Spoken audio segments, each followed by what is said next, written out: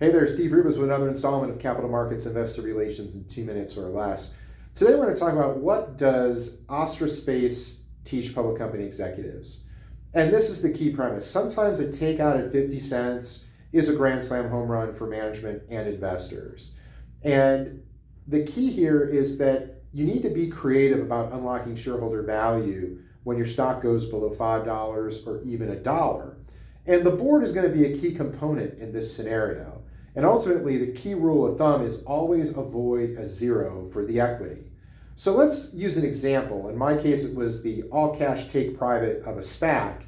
And I liken the experience to being a 101st Airborne soldier at Bastogne, encircled by the Germans, and a takeout is essentially Patton's Third Army doing a forced march to save the unit at Bastogne.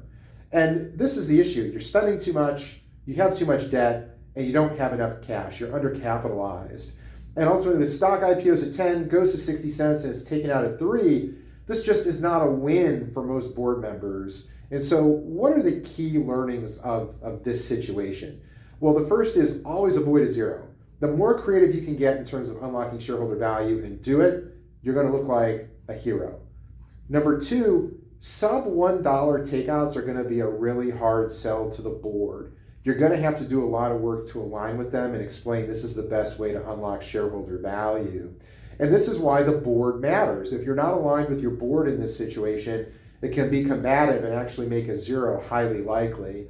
And ultimately, your shareholder base matters too. The more institutional investors you have, the easier it will be to get this sort of creative value creation successfully completed. And the last thing I would give you is that the warrants are worth a lot more than you think. They're not a zero. In some cases, they might even be worth as much as 80 cents. You can make a lot of money on the warrants if you're an investor. Thanks for watching. Always here to help with your capital markets, investor relations, and corporate finance needs.